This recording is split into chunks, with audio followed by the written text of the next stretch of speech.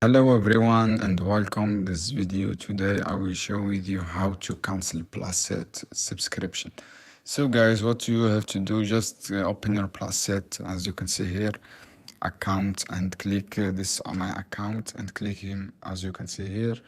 And in my case guys, you find as you can see here, write this word cancel anytime. If you subscription here guys, and you go to account, my account, you find option cancel here, cancel my subscription. You find this option and you can cancel anytime your subscription easily without any problems. And if you